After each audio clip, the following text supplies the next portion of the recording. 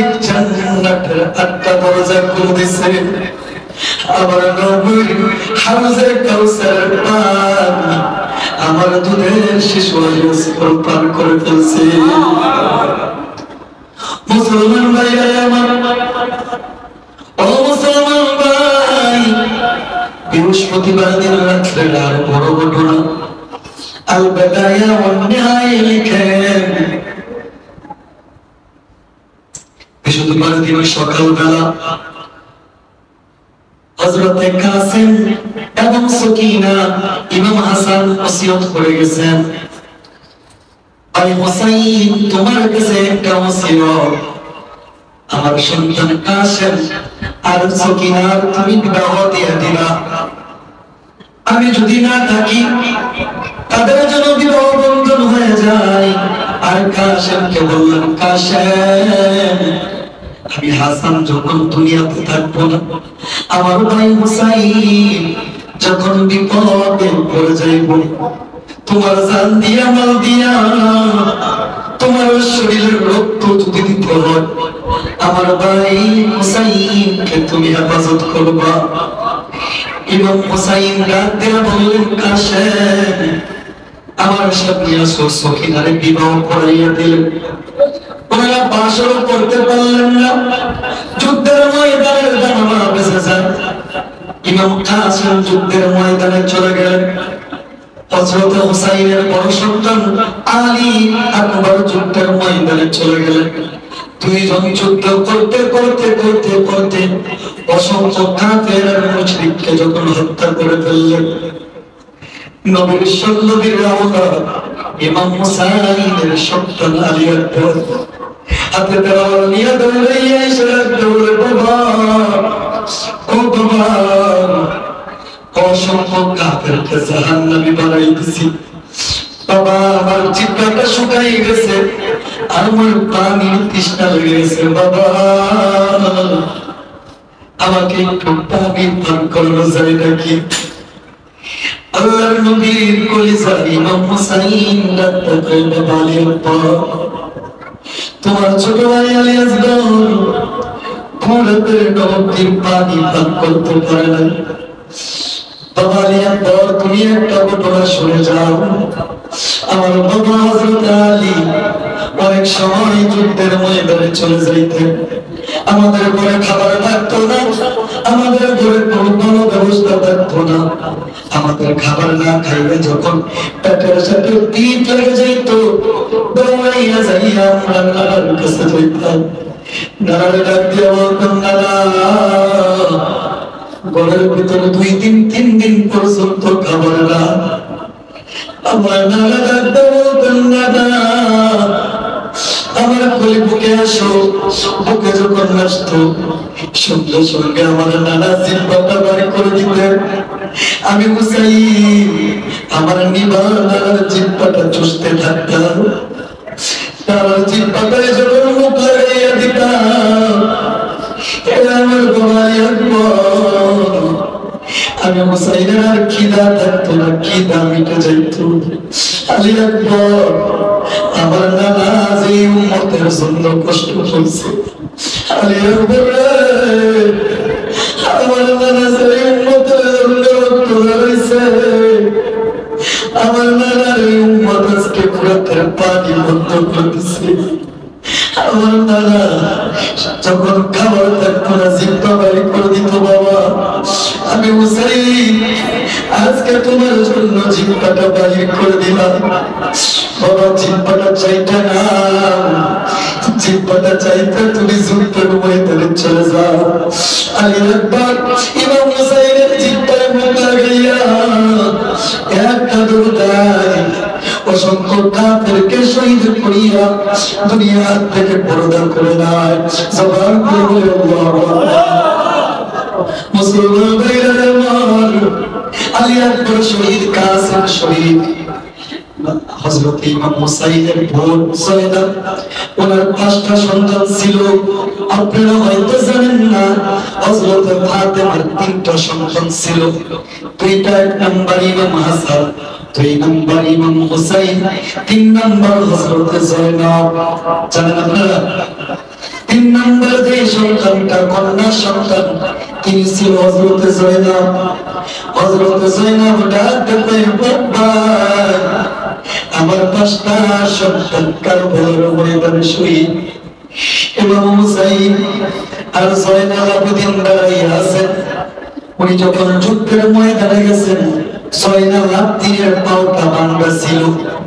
জয়নাল আবেদিন ডাকতে বাবা আমার ভাই কাসেম শহীদ, আমার ভাই আলী আকবর শহীদ, আমার ভাই আলী আসগর শহীদ।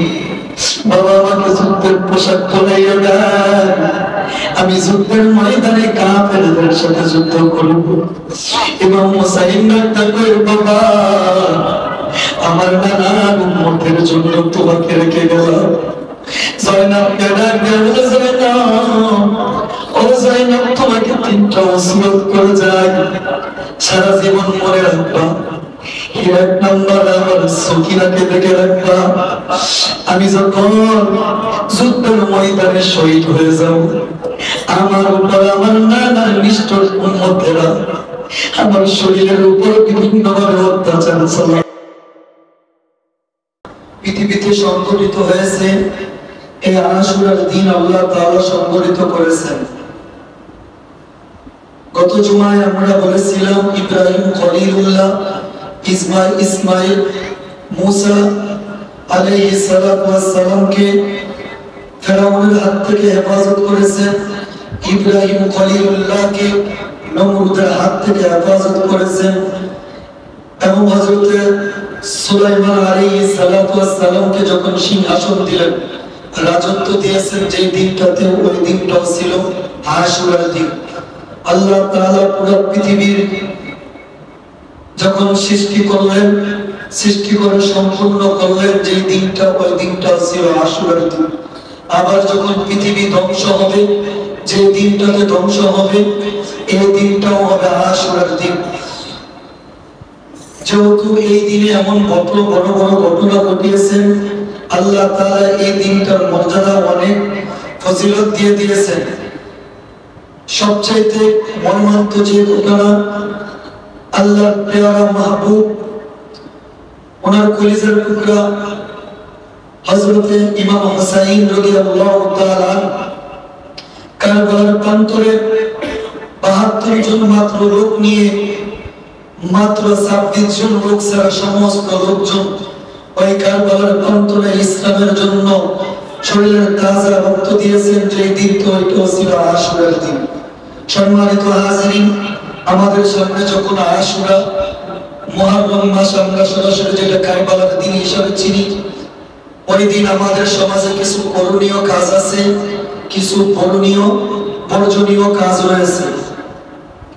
প্রথমে আমরা এই বিষয় নিয়ে আলোচনা করব, তারপরে যেহেতু মুহররম মাস নবীর পরিবার আমাদের জন্য আদর্শ, নবীর পরিবার আমাদের জন্য মডেল, নবীর পরিবার আমাদের জন্য শিক্ষা, নবীর পরিবার আমাদের জন্য ওটা ভাষার জন্য শিক্ষা।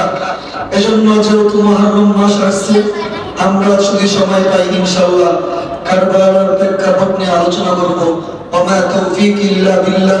আল্লাহ তাআলা যেন আমার জবান দিয়ে এমন কিছু কথা বাহির করে দেন যে কথাগুলো সবার আগে আমাকে আমল করার এবং আপনাদের সবাইকে আমল করার মতো তৌফিক দান করে দেন।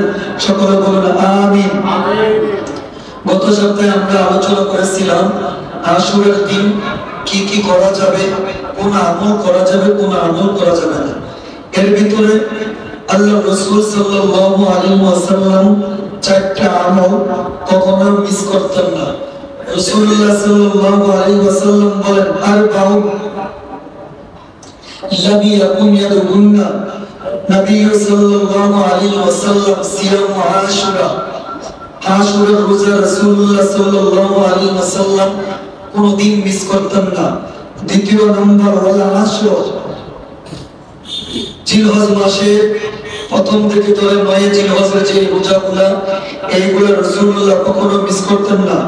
সালাসাতা আইয়াম, আল্লাহ রাসূল কখনো কোনদিন প্রত্যেক মাসের আইয়ামে 20 গুলা আমরা যা চিনি 13, 14, 15 এই রোজাগুলো কখনো মিস করতেন না। ওয়ারাকাতাইনি ক্বাবলাল গাদা, আল্লাহর রাসূল সব সময় তাহাজ্জুদের নামাজ আদায় করতেন। এই চারটা আমল আল্লাহর রাসূল মিস করতেন না, সব সময় করতেন। সম্মানিত হাজিরিন, তিরমিজি শরীফের 752 নম্বর হাদিস, আল্লাহর রাসূল সাল্লাল্লাহু আলাইহি ওয়াসাল্লাম বলেন, সিয়ামু আশুরা ইন্নী আলাল্লাহি আইয়ুকাফিরা সালাতাল্লাতী ক্বাবলা। রাসূলুল্লাহ সাল্লাল্লাহু আলাইহি ওয়াসাল্লাম বলেন, যদি কোনো ব্যক্তি আশুরার দিন রোজা রাখে, কেমন জানি সে 1 বছর রোজা রাখলে যে সওয়াব হয়, আল্লাহ তাআলা সিয়ামু ইয়াউমা আশুরা, আশুরার দিন একটা রোজা রাখলে আল্লাহ তাআলা তার আমলনামায় সেই 1 বছর পরিমাণ রোজার সওয়াব লিখে দেন। জবান খুলে বলি সুবহানাল্লাহ। আল্লাহর রাসূল আরো বলেন, আশুরার দিন তোমরা কি করতে পারবা? দ্বিতীয় নম্বর, এটা লাতাইফুল মারিফের 137 নম্বর হাদিস, এখানে উল্লেখ করেছেন, মান সামা আশুরা, যখন আশুরার দিন আসবে, সামা সালাতা, তোমরা এই দিন রোজা রাখো, ওয়া মান তাসাদ্দাকা ফি, এবং এই দিন বেশি বেশি সাদাকা করো। বলুন তো কি বললেন? ওই দিন কি করতে বললেন? আমার কথা বুঝেন?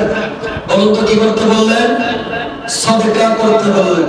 1 নম্বর আমল পাইলাম রোজা, 2 নম্বর আমল কি পাইলাম? সাদকা, 3 নম্বর আমল কি করবেন?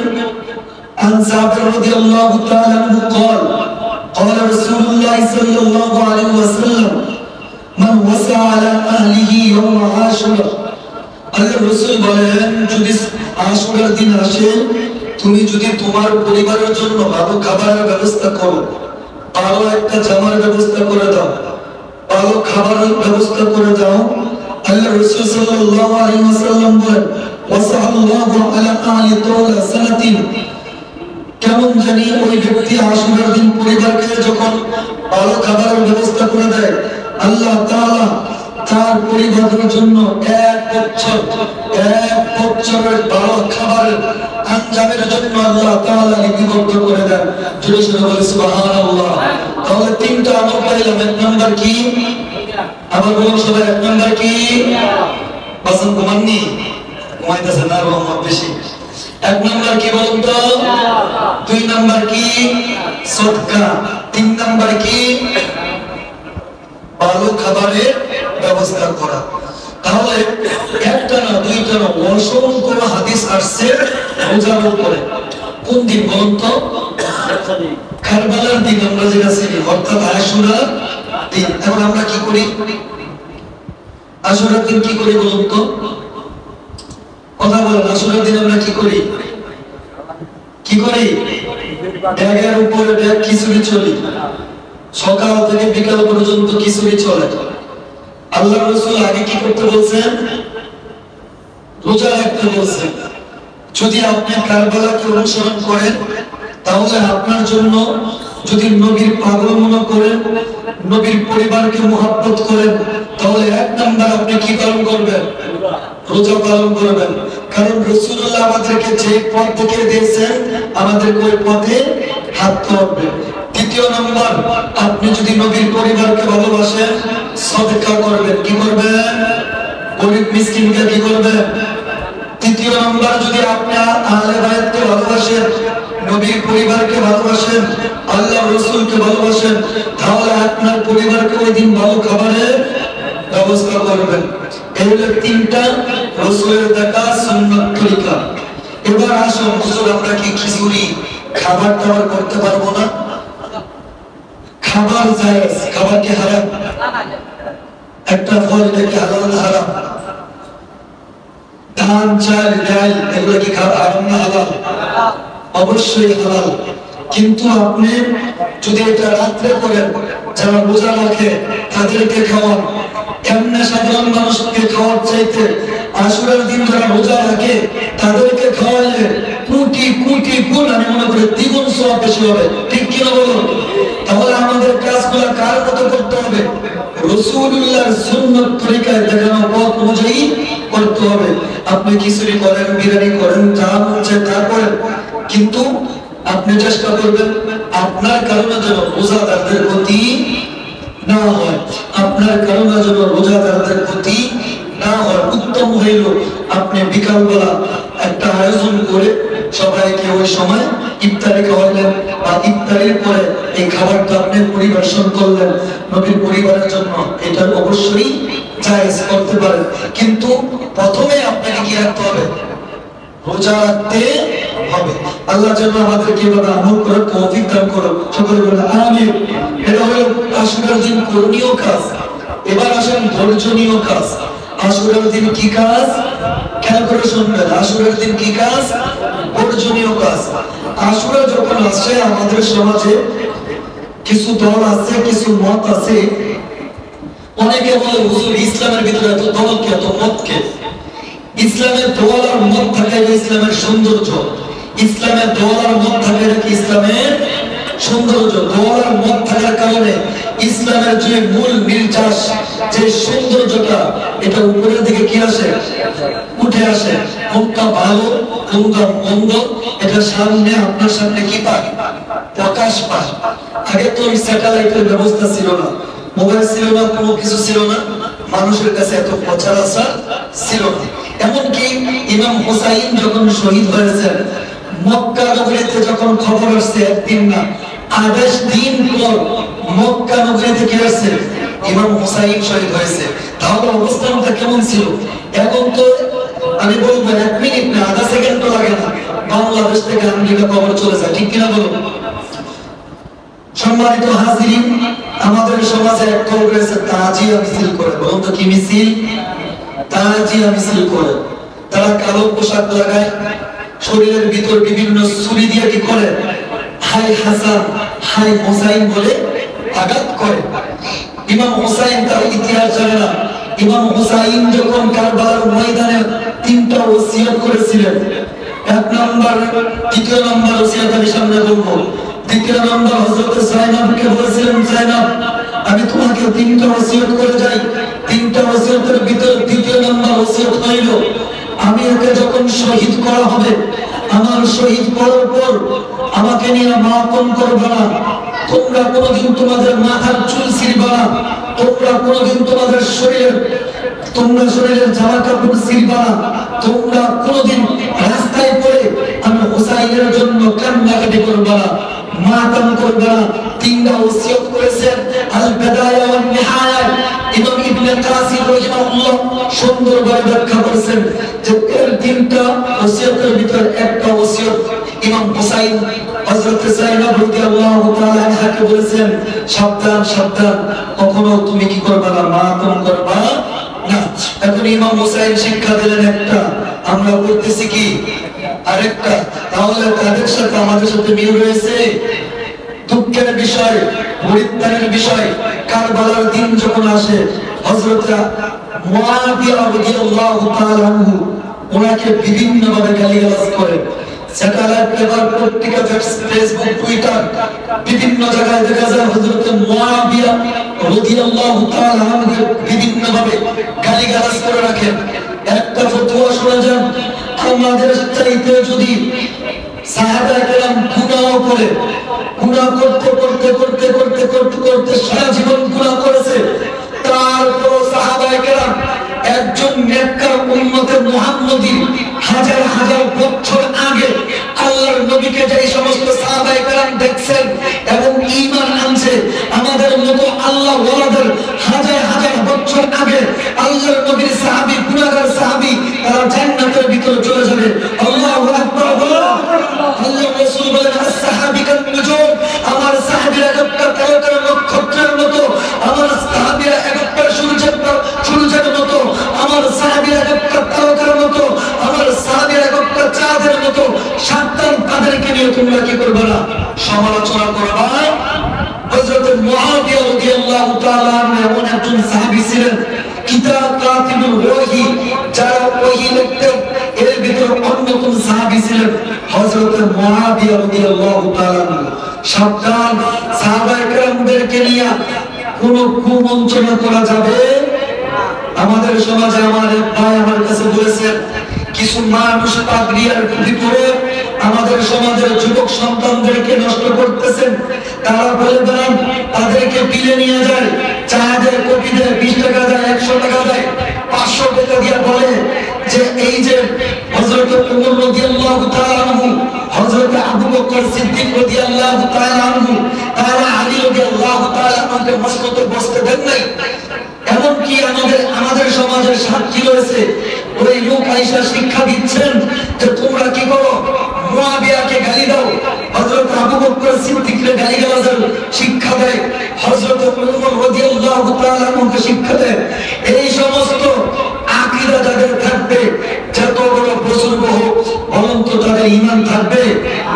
মনে রাখবেন মুসলমান, হযরত ওমর রাদিয়াল্লাহু তাআলা আনহু যখন পৃথিবীর ভিতরে প্রকাশ্যে আযান দেওয়ার মতো কারো সাহস ছিল না, হযরত ওমর রাদিয়াল্লাহু তাআলা আনহু ইসলাম গ্রহণ করার সাথে সাথেই বললেন, ইয়া রাসূলুল্লাহ, ইয়া হাবিবাল্লাহ, আল্লাহর নবী রাহমাতুল লিল আলামিন, আজ থেকে আর গোপনে ইসলামকে প্রকাশ করতে হবে না। আমি ওমর রাদিয়াল্লাহু তাআলা হাতে তেলাওয়াত নিয়ে দাঁড়িয়ে গেলাম, আপনার সাহাবীকে বলেন প্রকাশ্যে আযান দিতে। আমি মক্কা নগরীতে তেলাওয়াত নিয়ে দাঁড়িয়ে গেলাম, দেখব কোন মায়ের গর্ভের সন্তান আপনি রাসূলুল্লাহকে ইসলাম প্রচারে বাধা দেয়। আমি ওমর যতক্ষণ পর্যন্ত জীবিত থাকবো, ওই সমস্ত নাফরমান তাদের কল্যাণে ওমর রাখবো না। যেই ওমর সর্বপ্রথম ইসলামের কালেমা আযানের আহ্বান দিয়েছে, ওই ওমরকে যদি আপনি গালি দেন, আপনার ঈমান থাকবে? থাকবে? যাদেরকে আল্লাহ রাসূল আশারায়ে মুবাশশিরা, যাদের 10 জন সাহাবীদেরকে আল্লাহ তাআলা জান্নাতের সার্টিফিকেট দিয়েছেন, ওই সাহাবায়ে কেরামদেরকে আপনি যদি গালি দেন, আর ইমাম আলী মুকামকে উপরে ওঠান, ইমাম হুসাইনকে উপরে ওঠান, এক সাহাবীকে গালি দেন, আরেক সাহাবীকে আসমানে ওঠান, এক সাহাবীকে গালি দেওয়ার কারণে আমি 100 বার বলি, আল্লাহর কসম করে বলি, আপনি যত আলিম প্রেমিক হন না কেন, আপনি ঈমান বরবাদ, আপনি ঈমান বরবাদ। ঠিক কিনা বলো? সুতরাং আমাদেরকে সাহাবায়ে কেরামের প্রতি স্পষ্ট আকীদা রাখতে হবে।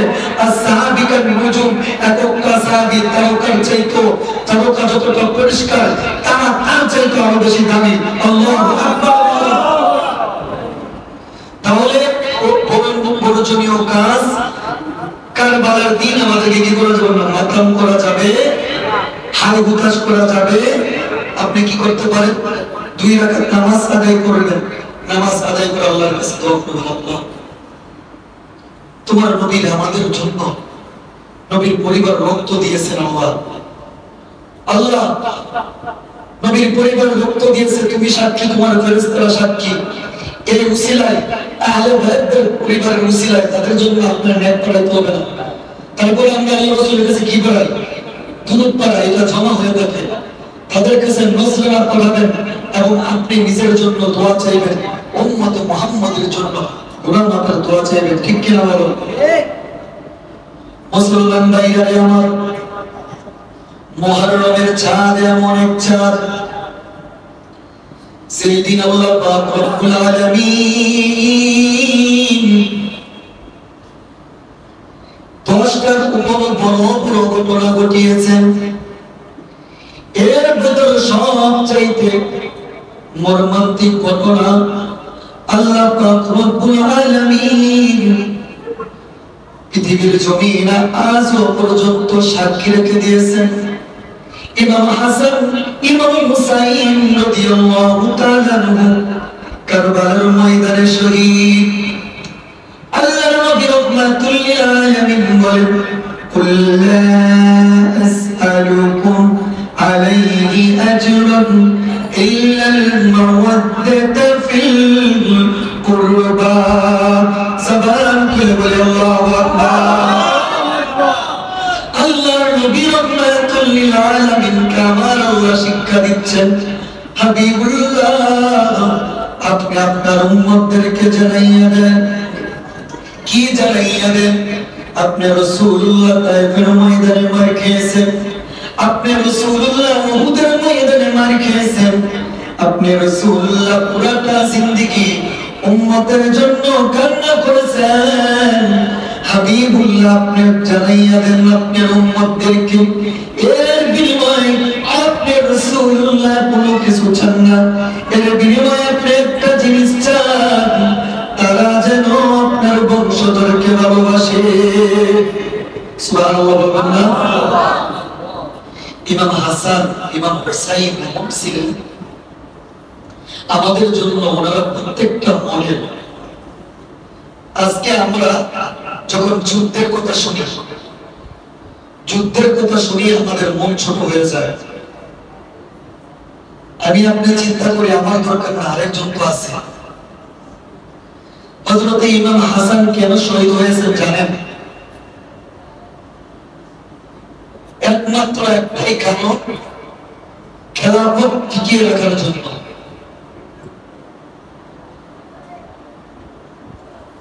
ইমাম হাসান রাদিয়াল্লাহু তাআলা আনহু যখন দুনিয়া থেকে পর্দা করলেন, ওই জামানায় সাহাবায়ে কেরামের একমাত্র বিশ্বাস আর আস্থা ছিল হযরত ইমাম হুসাইন রাদিয়াল্লাহু তাআলা আনহুর উপর। আমির মুআবিয়া রাদিয়াল্লাহু তাআলা আনহু যখন অসুস্থ হয়ে গেলেন, যে কোনো ভাবে হোক ইয়াজিদ উনি যখন ক্ষমতার মস্তকে বসলেন, ওই সময় হযরত ইমাম হুসাইন সহকারে অন্যান্য আরো সাহাবায়ে কেরাম বিরোধিতা করলেন। কি জন্য করলেন? এক নম্বর কারণ, ইয়াজিদ যে চেয়ারে বসেছেন, এই চেয়ারে আল্লাহর রাসূল সাল্লাল্লাহু আলাইহি ওয়াসাল্লাম বসেছেন। ইয়াজিদ যে চেয়ারে বসেছেন, হযরত আবু বকর সিদ্দিক রাদিয়াল্লাহু তাআলা আনহু বসেছেন। ইয়াজিদ যে চেয়ারে বসেছেন, হযরত আলী রাদিয়াল্লাহু তাআলা আনহু বসেছেন। ইয়াজিদ যে চেয়ারে বসেছেন, হযরত ইমাম হাসান রাদিয়াল্লাহু তাআলা আনহু বসেছেন। ইয়াজিদ যখন বসলো, সাহাবায়ে কেরাম কেন বিরোধিতা করলেন? তার এক নাম্বার কারণ ছিল ইয়াজিদ মদখোর ছিল। বলুন তো কি ছিল? আবার বলুন কি ছিল? দ্বিতীয় নম্বর, তার নারী লোভী ছিল, নারীদের প্রতি আসক্ত ছিল। তিনি সদা সর্বদা মাতাল হয়ে পড়ে থাকতেন। ইমাম হাসান হুসাইন রাদিয়াল্লাহু তাআলা আনহু বললেন, যে চেয়ারে ইমাম আল্লাহর রাসূল বসেছেন, যে চেয়ারে সাহাবায়ে কেরাম বসেছেন, ওই চেয়ারে কোনো মদখোর, ওই চেয়ারে কোনো নারীখোর লোক কখনো বসতে পারে না। আমি ইমাম হুসাইন যতদিন পর্যন্ত বেঁচে থাকবো, আমার শরীরে এক বিন্দু পরিমাণ রক্ত থাকা পর্যন্ত কোন জালেম, কোন মদখোর এই চেয়ারে বসতে পারবে না। যখন ইমাম হুসাইন এই প্রতিবাদ করলেন, ইয়াজিদ যখন চিন্তা করলেন, এই একটা কারণেই নবীর পরিবার কেউ ইয়াজিদের মাধ্যমে দুনিয়া থেকে শহীদ হয়েছেন। ঠিক কিনা বলো? এখান থেকে এক নাম্বার শিক্ষা, আমরা আজকে আমাদের সমাজের প্রতিনিধি তাদেরকে নিযুক্ত করি। অনেকের চরিত্র ভালো, অনেকের চরিত্র ভালো নয়। নারী কোন মদ করিয়া দেখুন, সারা জীবন মদ জুয়া করছেন, কিছুদিন পরে টাকা হয়েছেন, আপনাকে 1000, 2000, 3000, 4000 টাকা দিচ্ছেন। ওই টাকার দিকে তাকাইয়া আপনার মুখটা ভালো না খারাপ, ওই দিকে না তাকাইয়া আপনি তাকে ভোট দিয়ে দিয়েছেন। আর এই মসজিদে বসে আপনার ইসলামের বিরুদ্ধে কথা বলে, ইসলামের আইনের বিরুদ্ধে কথা বলে, নবীর বিরুদ্ধে কথা বলে, আল্লাহকে নিয়ে কটূক্তি করে, আপনার একটা ভোটের কারণে। ইমাম হাসান হুসাইন রাদিয়াল্লাহু তাআলা যদি চাইতেন যে ইয়াজিদ বসে থাকো, ইয়াজিদ বলেছেন তোমার কি দরকার? রাজত্ব দরকার, নারী দরকার, বাড়ি দরকার, মক্কা দরকার, মদিনা দরকার, চাই দরকার, আমি সব দিব, শুধু আমি আমাকে আমার কাছে তুমি বায়াত হয়ে যাও, আমার কাছে তুমি অনুকরণ করো, আমার দাসত্ব তুমি হয়ে যাও। ইমাম হাসান রাদিয়াল্লাহু তাআলা আনহু বলেছেন, বিন্দু পরিমাণ রক্ত থাকা পর্যন্ত একজন মদখোর, একজন জিনাখোরের কাছে আমি ইমাম হুসাইন কোনদিন মাথা নত করতে পারি না। তাহলে আপনারা তো করে দিচ্ছেন, ঠিক কিনা বলুন? মুসলমান ভাইরা, আমার লম্বা ঘটনা। মুসলিম বিন আকিল রাদিয়াল্লাহু তাআলা আনহুকে প্রতিনিধি হিসাবে কুফা নগরীতে পাঠাইলেন। কুফা নগরী থেকে একটা নয়, দুইটা নয়, 80,000-এর উপর চিঠি আসছে। হে ইমাম হুসাইন, আমরা ইয়াজিদের হাতে বায়াত করব না, আপনি নবীর বংশধর, আপনার কাছে বয়াত গ্রহণ করব। মুসলিম বিন আকিল যখন চিঠি দিলেন, ইমাম হুসাইন চিঠি পাইয়া যখন কুফা নগরীতে চলে গেলেন, কুফা নগরীতে যাওয়ার সাথে সাথে মুসলমান ভাই ওইখানে গিয়ে তাকাইয়া দেখলেন কুফা নগরীর আগের যে চিত্র, ওই চিত্রটা আগের মতো নাই, চিত্রটা ভিন্ন হয়ে গেছে। ইমাম হুসাইন রাদিয়াল্লাহু তাআলা আনহুকে বিভিন্ন ভাবে অবরুদ্ধ করে দিলেন। ওনার সম্বন্ধে কুফা নগরীতে যে সমস্ত মানুষগুলো সমর্থন ছিল, তাদেরকে হুমকি ধমকি দিয়া বিভিন্ন বিবে ইবনে জিয়াদ তাদেরকে সরাইয়া দিলেন। নবীর ৭২ জন পরিবার নিয়ে যখন কারবালার ময়দানের সামনে চলে গেলেন, আমি লম্বা ঘটনা সময় পাবো না, গড়ির কাটা ধরে কথা বলতেছি। কারবালার ময়দানে যখন চলে গেলেন, ইমাম হুসাইন বললেন, আমি তো তোমাদের সাথে যুদ্ধ করতে আসি না, আমাকে এখান থেকে যেতে দাও, আমাকে ইয়াজিদের কাছে নিয়ে যাও, আমি ওনার সাথে কথা বলবো, কথা বলে আমি এখান থেকে চলে যাব। ইয়াজিদ চিঠি পাঠাইলেন ইবনে জিয়াদ, তুমি ইমাম হুসাইনকে বাধ্য করে দাও, যদি সে আমি ইয়াজিদের কাছে বয়াত গ্রহণ করে তাহলে তাদেরকে ছেড়ে দাও, আর যদি বয়াত না গ্রহণ করে তাহলে তাদেরকে যুদ্ধের ময়দানে প্রস্তুত হতে বলো, তারা যেন তোমাদের সাথে যুদ্ধ করে। হয়তো দুইটা রাস্তা, হয়তো আমার কাছে বয়াত গ্রহণ করবে, নয়তো এইখান থেকে তারা যুদ্ধ করবে আমাদের সাথে। দুইটা পথ যখন দিলেন, ইমাম হুসাইন রাদিয়াল্লাহু তাআলা বললেন, আমার জান যাবে, মাল যাবে, সব চলে যাবে, কিন্তু একজন জালিমের কাছে আমি ইমাম হুসাইন মাথা নত করব না। রাত্রে গভীর হয়ে যায়, দিনটা ছিল বৃহস্পতিবার রাত্রে ৭২ জন সাথী সঙ্গীকে ডাক দিয়ে বললেন, হে আমার সাথী সঙ্গীরা, তোমরা খেয়াল করে শোনো, ইবনে জিয়াদ ইয়াজিদের দুশমনী হইল, আমি ইমাম হুসাইনের সাথে আমি বাতি বন্ধ করে দিলাম, তোমরা যদি চাও আজকে রাতেই তোমরা চলে যাইতে পারো। মুসলমান ভাইরা আমার, ৭২ জন সাথী আর সঙ্গী সমস্ত মানুষগুলো আপনাকে সাক্ষী দিলেন, আপনি নবীর পরিবারের শেষ আওলাদ, আপনি ইমাম হুসাইন যদি থাকেন, আপনার সাথে যা হয় দেখা যাবে, যদি শাহাদাত বরণ করতে হয় আমরা একই সাথে আপনার সাথে শাহাদাত বরণ করব। মুসলমান ভাইরা আমার, একদিন নয়, 2 দিন নয়, ৭২ জন নবীর পরিবারকে ৮ দিন পর্যন্ত পানির ব্যবস্থা নাই, খাবারের ব্যবস্থা নাই, কোনো কিছুর ব্যবস্থা নাই।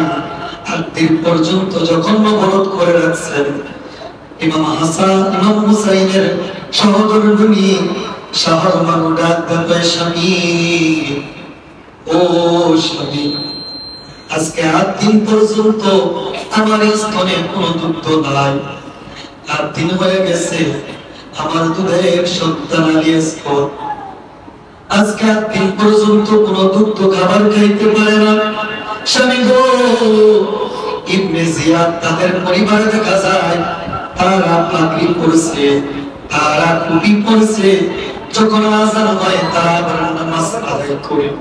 আমার বিশ্বাস, আপনি যদি তাদের কাছে একটু পানি চান, তারা আপনাকে ফিরাবেন না।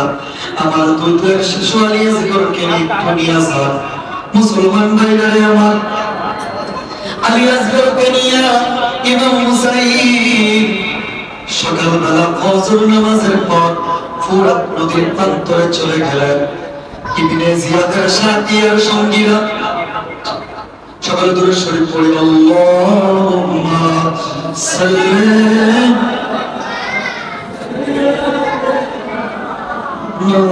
মাওলানা ওয়ালা আলি মাওলানা। আল্লাহর নবীর কলিজার টুকরা ইমাম মুসা হুসাইন দুধের শিশু আলী আসগর যখন ফুরাত নদীর সামনে নিয়ে গেল, তার দেয়া বললেন, ইবনে জিয়াদের সৈন্যরা, আমি এই ফুরাত নদী থেকে পানি পান করবো না।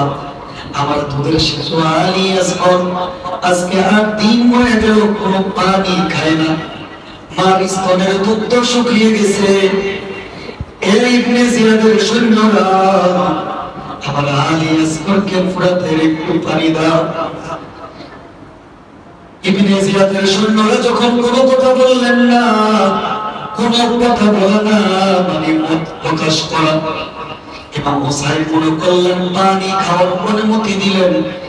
ইমাম হুসাইন যখন হাতে পানি নিয়ে মুখে দিবেন, সঙ্গে সঙ্গে ইবনে জিয়াদের সৈন্য থেকে একটা তীর আইসা আলী আসগরের কলিজার ভিতরে লেগে যায়। ইমাম হুসাইন চোখের পানি ফেলায়, তার বুক ভিতরে যখন আসে, শহর থেকে ডাক দেয়, স্বামী গো, ও স্বামী, আমার সন্তানকে কি পানি খাই নিয়ে আসছো? ইমাম হুসাইন ডাক দেয়, শহরবাণীরা, ও শহরবানু, তোমার সন্তানকে চিরজীবনের মতো শেষ পানি খাই নিয়ে আসছে। আমার সন্তান দুনিয়ার পানি খাইতে পারে না। আমি হুসাইন তাকাইয়া দেখলাম আমার মালিক জান্নাতের 8টা দরজা খুলে দিছে। আমার নবীর হাউজে কাউসারের পানি আমার দুধের শিশু আসগর পান করে ফেলছে। মুসলমান ভাইরা আমার, ও মুসলমান ভাই, বৃহস্পতিবার দিন রাত্রে আর বড় ঘটনা। আল বাদায়া ওয়ান নিহায়া লিখেন, বৃহস্পতিবার দিন সকালবেলা হযরতে কাসিম এবং সকিনা ইমাম হাসান ওসিয়ত করে গেছেন, ভাই হুসাইন, তোমার কাছে একটা ওসিয়ত, আমার সন্তান কাসিম আর সকিনার তুমি বিবাহ দিয়ে দিবা। আমি যদি না থাকি, তাদের জন্য বিবাহ বন্ধন হয়ে যায়। আর কাসেমকে বললেন, কাসেম, আমি হাসান যখন দুনিয়াতে থাকবো না, আমার ভাই হুসাইন যখন বিপদে পড়ে যাইব, তোমার জান দিয়া মাল দিয়া তোমার শরীরের রক্ত যদি দিতে হয়, আমার ভাই হুসাইনকে তুমি হেফাজত করবা। ইমাম হুসাইন ডাক দিয়ে বললেন, কাসেম, আমার সাথে আসো, সকিনারে বিবাহ করাইয়া দিলেন। ওনারা বাসরও করতে পারলেন না, যুদ্ধের ময়দানের জানালা বেঁচে যায়। ইমাম কাসেম যুদ্ধের ময়দানে চলে গেলেন। হযরত হুসাইনের বড় সন্তান আলী আকবর যুদ্ধের ময়দানে চলে গেলেন। দুইজন যুদ্ধ করতে করতে করতে করতে অসংখ্য কাফের আর মুশরিককে যখন হত্যা করে ফেললেন, নবীর সন্নবীর আওলাদ ইমাম হুসাইনের সন্তান আলী আকবর হাতে তরবারি নিয়ে দৌড়াইয়া এসে দৌড়ে, বাবা, ও বাবা, অসংখ্য কাফেরকে জাহান্নামী বানাই দিছি। বাবা, আমার জিহ্বাটা শুকাই গেছে, আমার পানির তৃষ্ণা লেগে গেছে। বাবা, আমাকে একটু পানি পান করানো যায় নাকি? আল্লাহর নবীর কলিজা ইমাম হুসাইন ডাকতে কই, বাবা আলী আকবর, তোমার ছোট ভাই আলী আসগর ফুরাতের নদীর পানি পান করতে পারে না। বাবা আলী আকবর, তুমি একটা ঘটনা শুনে যাও। আমার বাবা হযরত আলী অনেক সময় যুদ্ধের ময়দানে চলে যাইতেন। আমাদের ঘরে খাবার থাকতো না, আমাদের ঘরে কোনো ব্যবস্থা থাকতো না। আমাদের খাবার না খাইলে যখন পেটের সাথে পিঠ লেগে যাইত, দৌড়াইয়া যাইয়া আমরা নানার কাছে যাইতাম। নানারে ডাক দিয়ে বলতাম, নানা,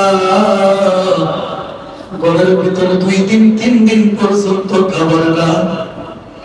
আমার নানা ডাক দিয়ে বলতেন, নানা, আমার কোলে বুকে আসো। বুকে যখন আসতো, সঙ্গে সঙ্গে আমার নানা জিহ্বাটা বাড়ি করে দিতেন। আমি হুসাইন আমার নিবানার জিহ্বাটা চুষতে থাকতাম, তার জিহ্বাটায় যখন মুখ লাগাইয়া দিতাম, আমার বাবাই আকবর, আমি হুসাইনের আর খিদা থাকতো না, খিদা মিটে যাইত। আলী আকবর, আমার নানা যে উম্মতের জন্য কষ্ট করছে, আলী আকবর আমার নানা যে উম্মতের জন্য রক্ত ঝরাইছে, আমার নানার এই উম্মত আজকে ফুরাতের পানি বন্ধ করে দিছে। আমার নানা যখন খাবার থাকতো না জিহ্বা বাড়ি করে দিত, বাবা আমি হুসাইন আজকে তোমার জন্য জিহ্বাটা বাহির করে দিলাম।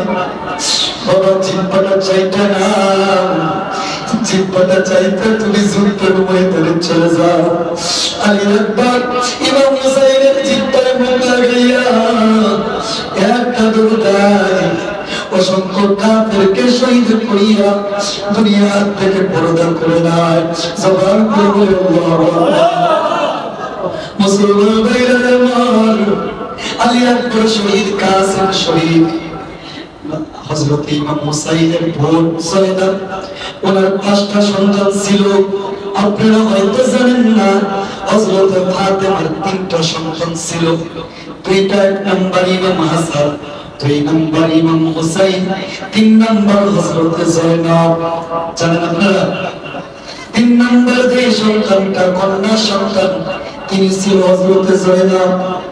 হযরত জয়নব ডাকতে বাবা, আমার 5টা সন্তান কারবালার ময়দানে শহীদ।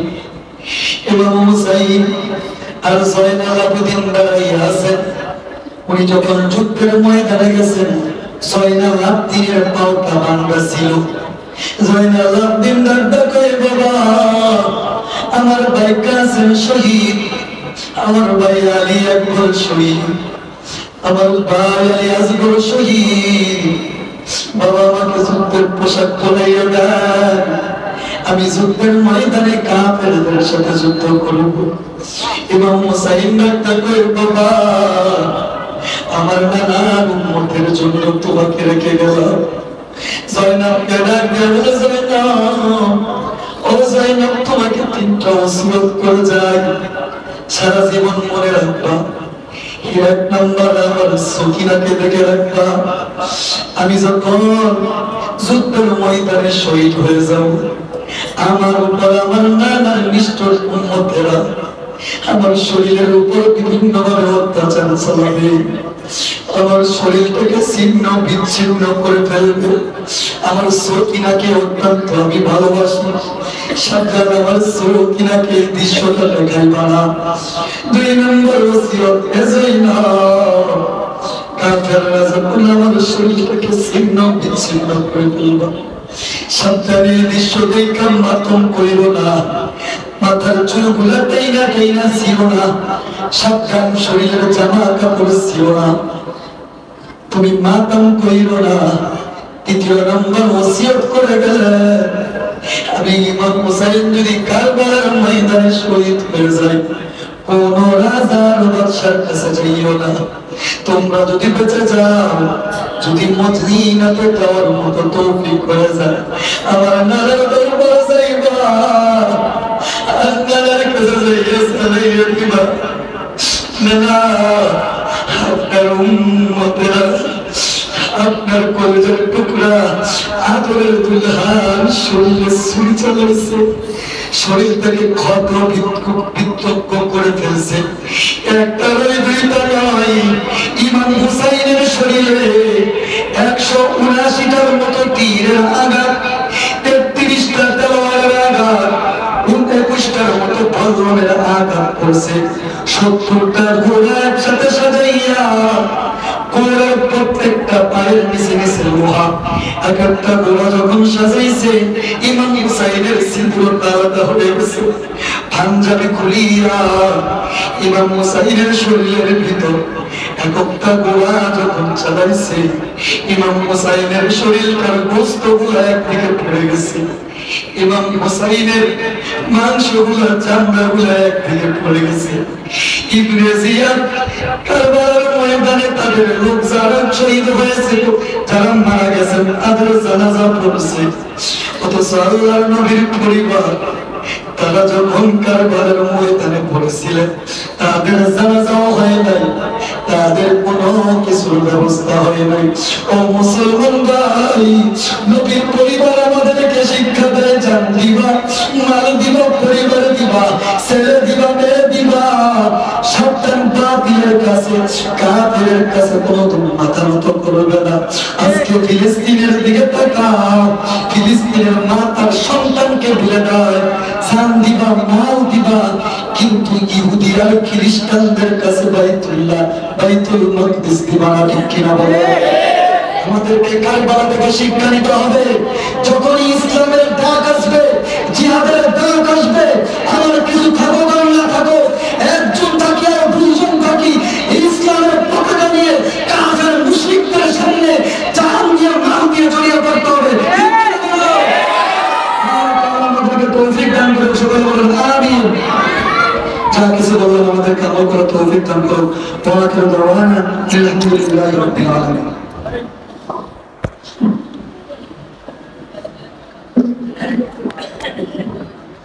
Thank you.